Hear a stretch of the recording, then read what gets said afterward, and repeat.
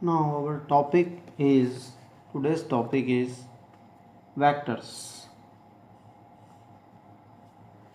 There are two types of physical quantities according to the mathematics. That is, first quantity is called scalar quantity. Scalar quantities are those quantities which require only magnitude for their representation. These are those quantities which require only magnitude. Magnitude mean they have only value. Such quantities are called scalar quantities, like for example mass, length, time, etc.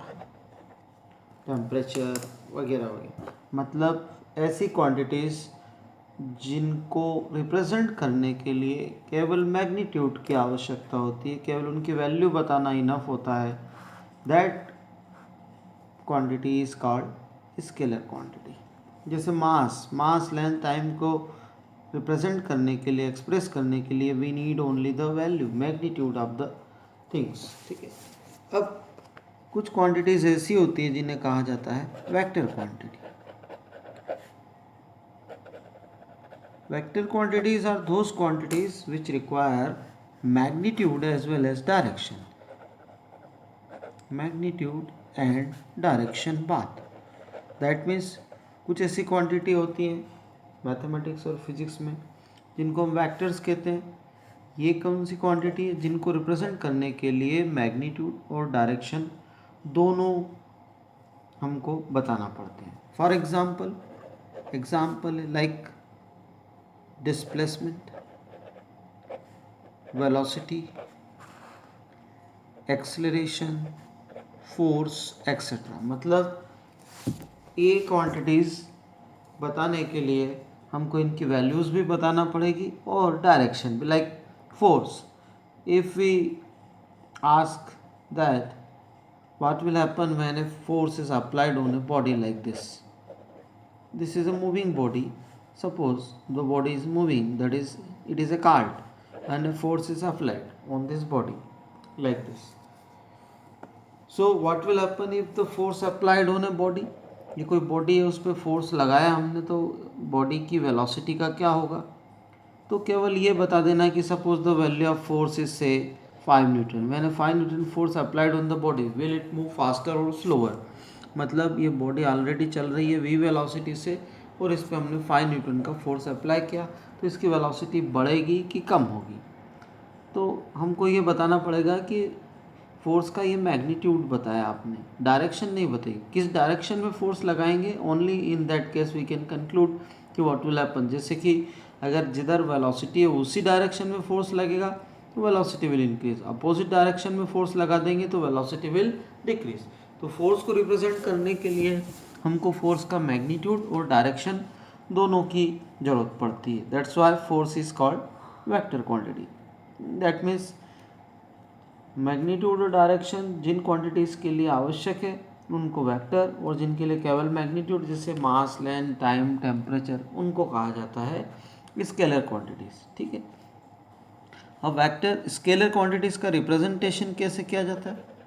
Representation मतलब कैसे उनको बताया जाता है, क्योंकि उनमें केवल एक वैल्यू होती है, मैग्नीट्यूड होता है, तो only numerical value is enough.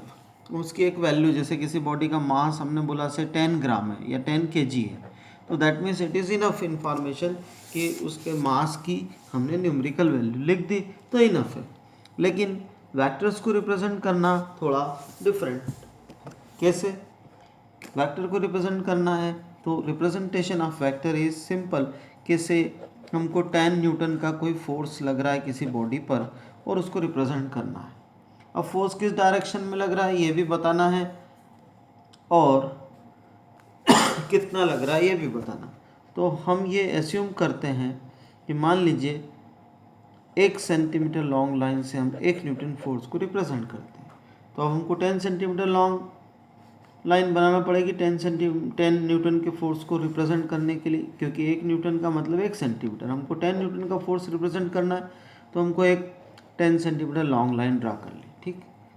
अब ये इस लाइन की जो लेंथ है वो उसके मैग्नीट्यूड को बता देगी फोर्स की, क्योंकि 1 सेंटीमीटर का मतलब 1 न्यूटन है, अगर इसकी length 10 centimetre that is 10 Newton का फोर्स है।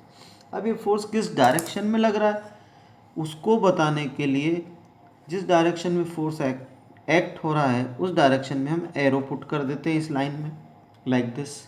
तो ये जो एरो पुट किया है ये उसकी डायरेक्शन बताएगा, और ये जो लाइन है इसकी लेंथ बताएगी इस वेक्टर के मैग्नीट्यूड को यानी फोर्स को।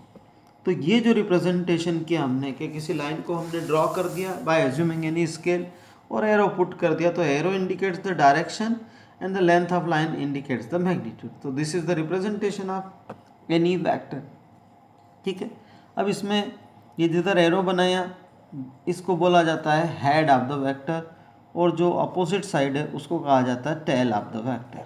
तो ये वेक्टर के हेड और टेल कहे जाते हैं। इसका कोई मीनिंग नहीं है, बट ऐसा याद रखना है हमको कि ये एरो की डायरेक्शन में हेड होता है वेक्टर का। ठीक है, अब वेक्टर्स को ऐड करने के कुछ रूल्स होते हैं। जैसे एक रूल होता है addition of vector, addition of vectors.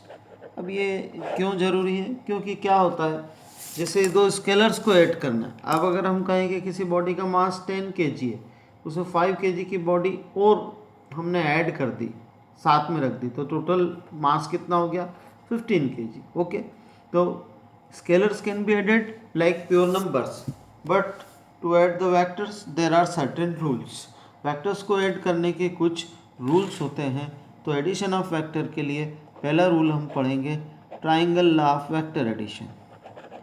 Triangle law of vector addition, vector को जोड़ने का triangle law.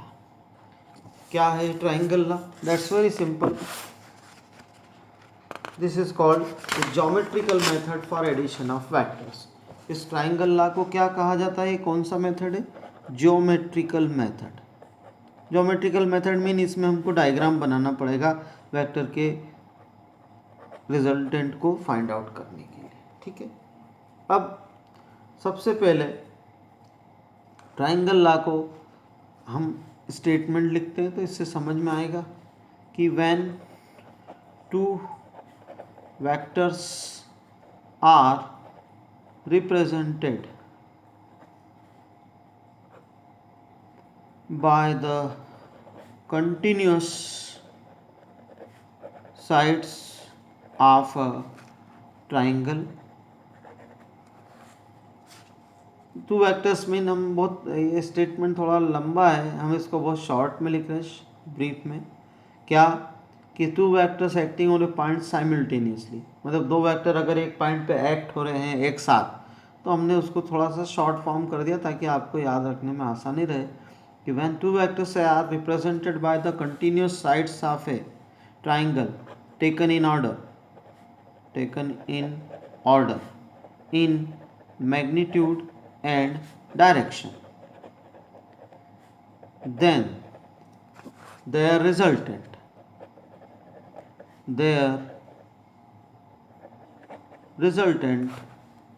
is given by the third side of triangle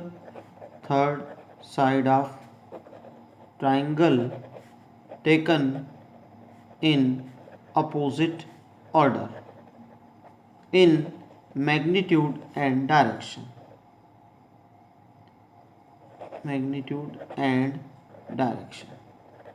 What does this mean? This means that दो वेक्टर अगर एक point पे represent act हो रहे हैं और उनको ट्राइंगल की दो कंटिन्यूस साइड से रिप्रेजेंट कर सकें उनके मैग्नीट्यूड डायरेक्शन के according in a particular order, तो उनका जो रिजल्टेंट जाएगा वो थर्ड साइड से रिप्रेजेंट किया जा सकता है, जिसको हमको अपोजिट ऑर्डर में लेना पड़ेगा उसके मैग्नीट्यूड और डायरेक्शन के अकॉर्डिंग।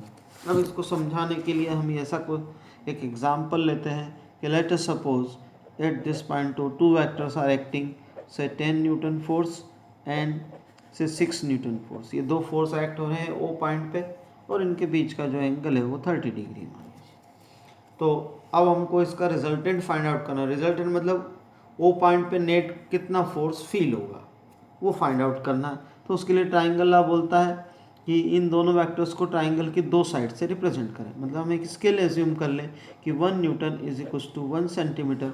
अब ट्राइंगल की दो साइड बनाए, 10 newton take a initial point. सबसे पहले एक इनिशियल पॉइंट लेंगे ओ, यहाँ से एक वेक्टर ड्रॉ, एक लाइन ड्रॉ करेंगे ओ ए, और उसकी लेंथ होगी, क्योंकि 10 न्यूटन के फोर्स को रिप्रेजेंट करना है तो 10 सेंटीमीटर लॉन्ग लाइन ड्रा कर दी हमने ओ ए। जिधर फर्स्ट फोर्स एक्ट हो रहा है 10 न्यूटन का F1 फोर्स मान लीजिए, तो उस डायरेक्शन में हमने एरो पुट कर दिया। ठीक है, अब जहाँ से फर्स्ट वेक्टर खत्म हो रहा है यानी उसका हेड है, from the head of the first vector draw the second vector. ये जो सेकंड वेक्टर है इसको इसके हेड से, दूसरे वेक्टर के हेड से हम ड्रॉ करेंगे। मतलब ये 6 न्यूटन के फोर्स को ओ से उठा के हमको यहाँ रखना है हेड पे। तो इस 6 न्यूटन के फोर्स की डायरेक्शन क्या है, हॉरिजॉन्टल से 30 डिग्री। तो इस हॉरिजॉन्टल डायरेक्शन से 30 डिग्री का एंगल लेकर 6 सेंटीमीटर लॉन्ग लाइन ड्रा कर दी हमने। ये करते 6 centimetre long line draw A B.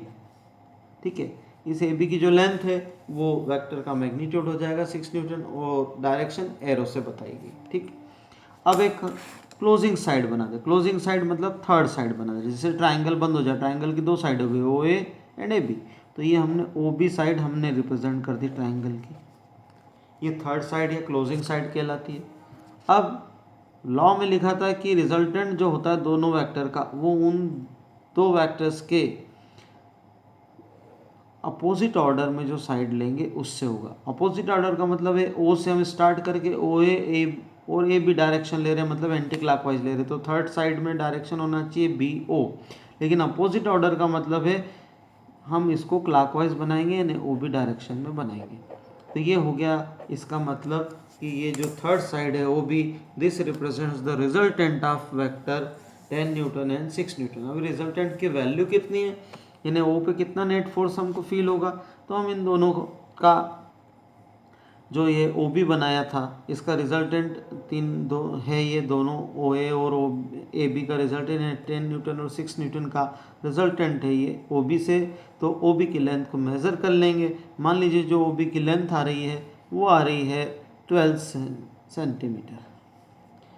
अब हमने बोला था 1 सेंटीमीटर का मतलब 1 न्यूटन होता है, तो 12 सेंटीमीटर 12 न्यूटन। तो रिजल्टेंट लगेगा ओ पॉइंट पे 12 न्यूटन का, और डायरेक्शन क्या है जो एरो बता रहा है। ठीक, ये है triangle law of vector addition.